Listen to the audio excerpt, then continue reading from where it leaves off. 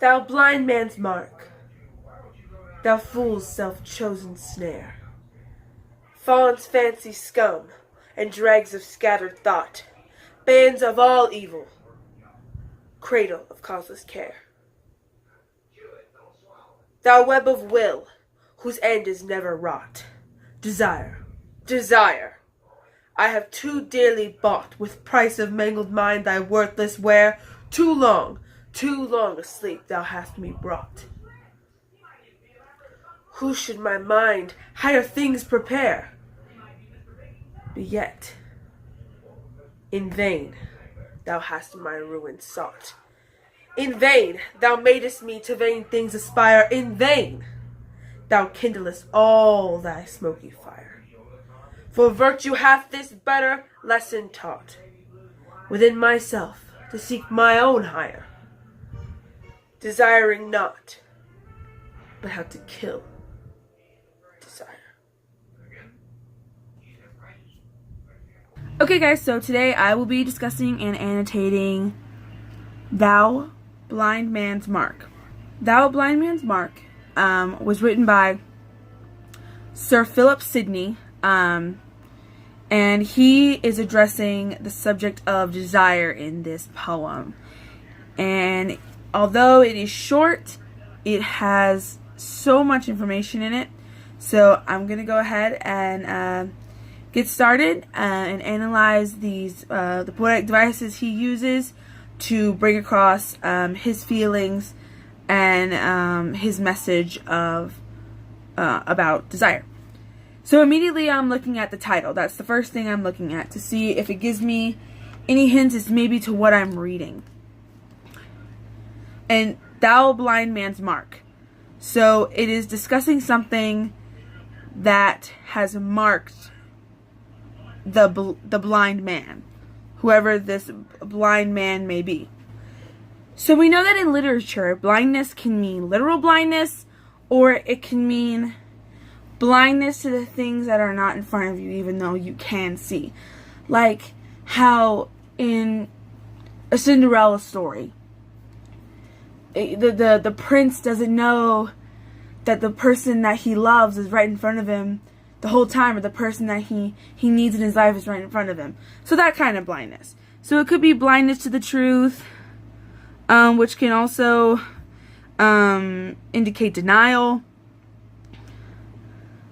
So, or to the future, not knowing what it holds for you. And then mark.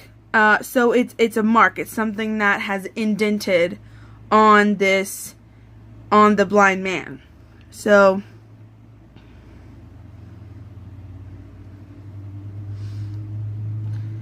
alright, so we're going to go ahead and go to, just go line by line and kind of just look at everything that we have here. So immediately, I have the title of the poem is in the first line. Thou Blind Man's Mark. So really, this is something that has marked this blind man.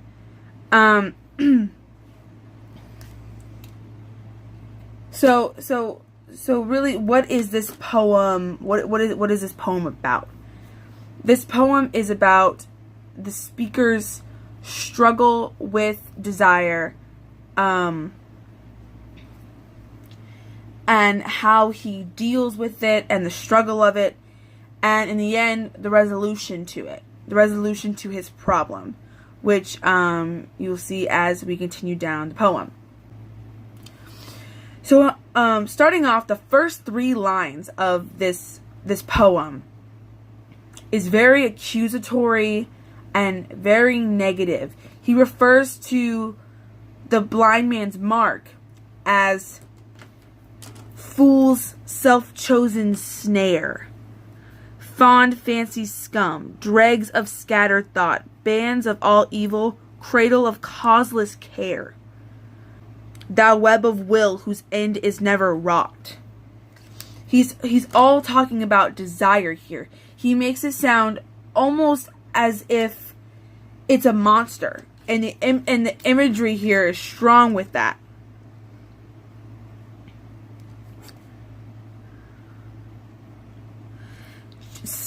using the word snare and scum and dregs, which is like worthlessness of scattered thought, almost as if your thoughts have been, ripped apart. Bands of all evil. That is a strong condemnation, calling it evil, which is really the strongest word here. And even using the word cradle, like whenever a mother cradles her baby, it's safe and secure. But this is not a cradle of security. This is a cradle of causeless care. There's no need to desire something so much, which is what that line is portraying. And even using the imagery of a web here. Desire as the spider here.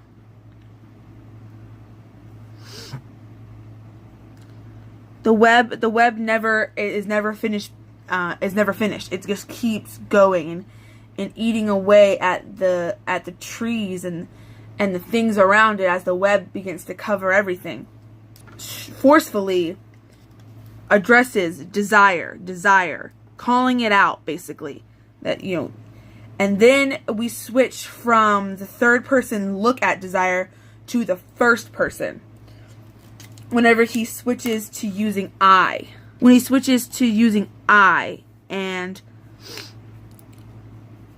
me, my, this makes it personal. So he says, I have too dearly bought with price of mangled mine. Once again, there's that monster imagery that we're seeing here. Mangled mine. When something is mangled and tangled together, it's destroyed and it's mushed, and he uses the personification of buying desire. It was a price that he bought, but it was worthless. Thy worthless ware. I have too dearly bought with price of mangled mine thy worthless ware. Didn't do anything for him.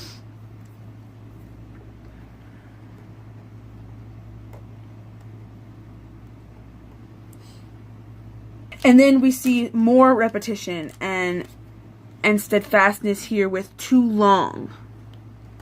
Too long. Asleep thou hast me brought.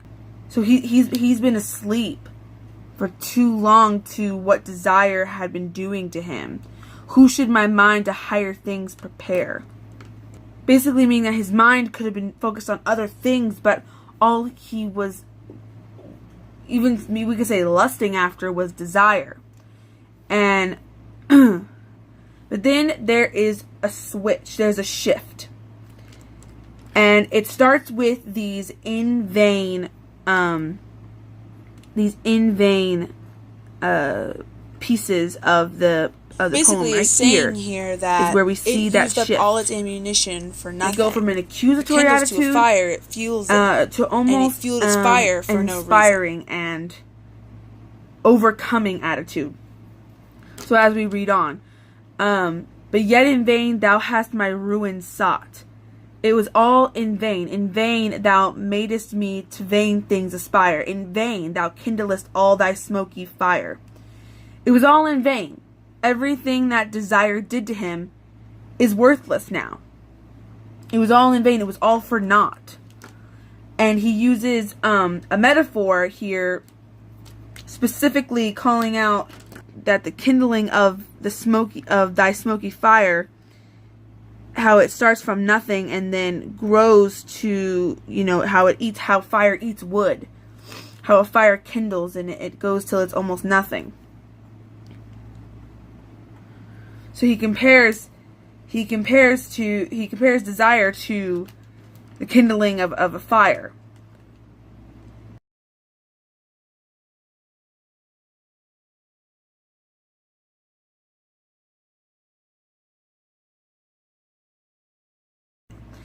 In vain thou kindlest all thy smoky fire. It's such, that imagery is strong to see almost desire just to wither away.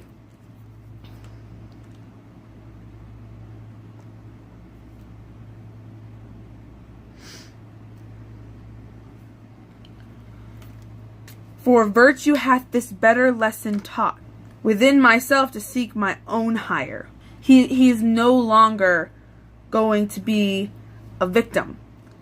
He's going to rise above within himself to seek other things. This is his new purpose, his new want.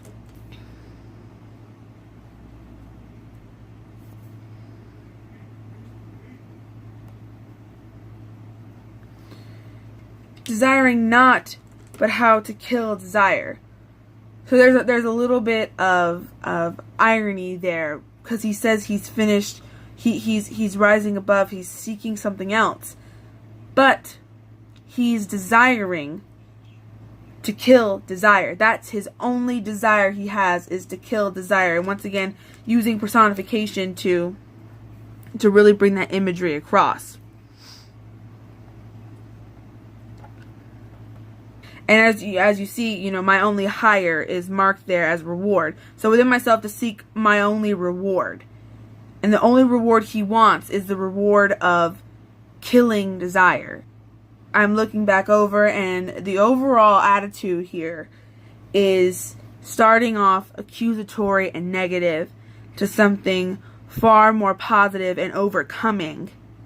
So it was worthless what desire did to him, because now he has his new purpose to seek. He's seeking his own rewards. I'm looking back at the title, and thou blind man's mark is desire. And this blind man is not literally blind. He's blind to what desire was doing to him. He was blind to his own decision making, so it made him more susceptible to be manipulated by desire. The theme of this poem, what this poem is trying to say, is that once you take control and you see what's in front of you, desire can no longer creep in and be a temptation. And this is how I interpreted the wonderful poem that is Thou Blind Man's Mark.